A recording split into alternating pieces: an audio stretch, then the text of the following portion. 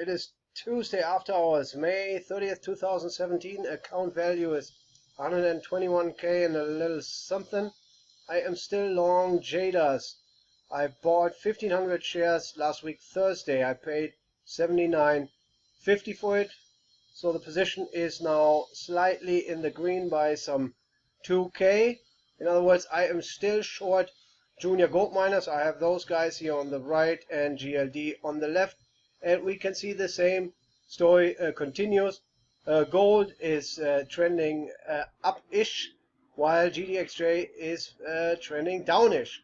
And that relative weakness is even more evident on longer time frames. I've mentioned that multiple times. Just as a reminder, I'm going to pull this up here real quick before I go into the intraday action.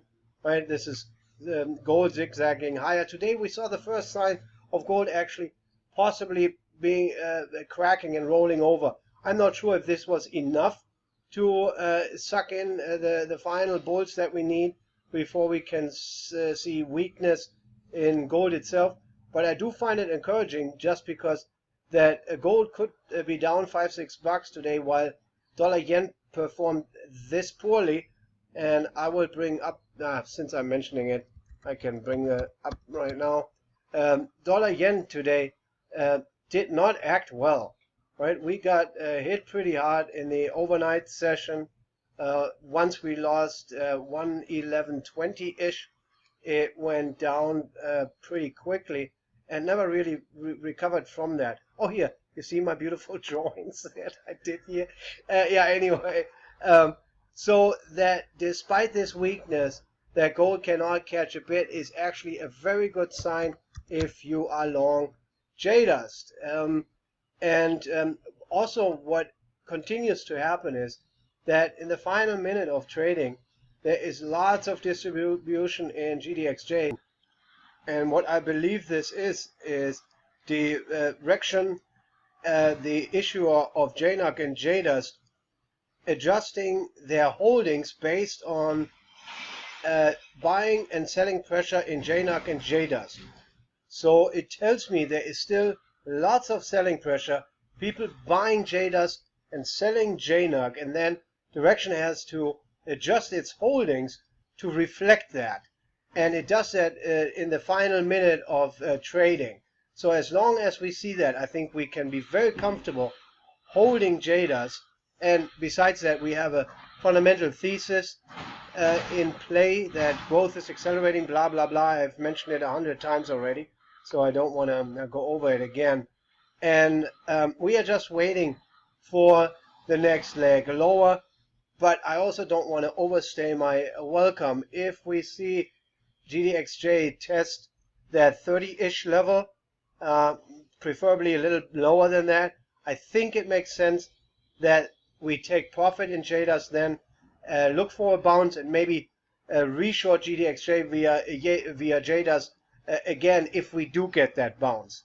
And I already have that next trade in the back of my head, and you can probably guess by today's herd alerts what that is going to be, and that is Tesla. I almost sold half of JDAS today just to have some exposure to Tesla, because I think the risk reward is almost identical, and that we finally broke north of that 327 level, I think was the high, that we couldn't get above that. We finally did that, and we closed above it. It tells me the squeeze is on. I don't think it's going to stop anytime soon. 350 is almost a foregone conclusion, I think, just because we have so many shorts in the name, and there is so much potential there what Tesla trades on. And it is not about the deliveries, it is not about cash flow, it is about what Elon is going to do going forward. It's not just cars, it's not just solar, it's not just batteries, it is like manufacturing. Elon, I think, will lead the revolution in manufacturing. He will build machines that build machines that build machines. And I think he is just the guy to do it. And on the side, he's going to save the planet and save us from being stuck in traffic.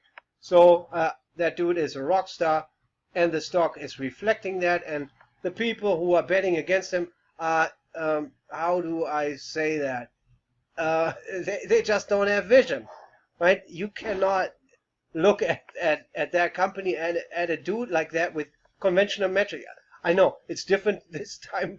It's usually not a good phrase, so okay, how can I put it? It's like Amazon. So it's not different. It's just like Amazon. Amazon does not trade on current numbers either. It trades on what it's going to do going forward and how disruptive it is. And Tesla is exactly the Amazon of manufacturing. And that's why I think it goes way higher from here.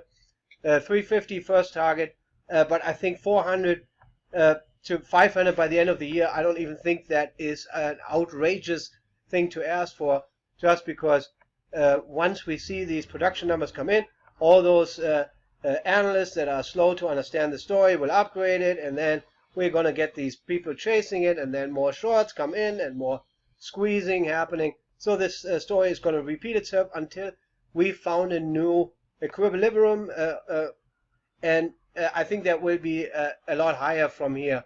So if you cannot pull the trigger on JDOS for some sentimental reason that you don't want to be short anything gold related because of all the drama in DC and because of the potential threats out of North Korea and stuff, take a look at Tesla. It is almost, I mean, to me, it is almost the same risk reward.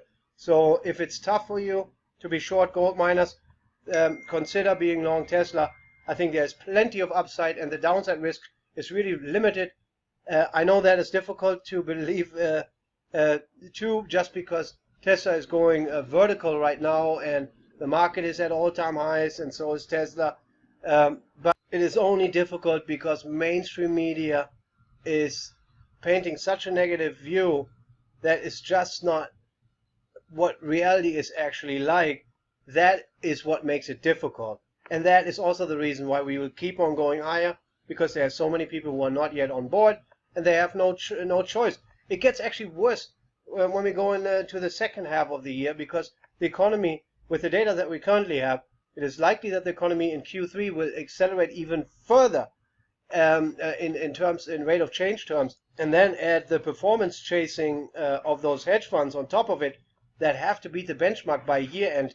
It's a picture perfect cocktail for another 10-20%. I mean, that's a lot, but for another leg higher in the market. And I think Tesla is a beautiful vehicle to play it. Okay, that's it for today. I will be back tomorrow with another daily recap.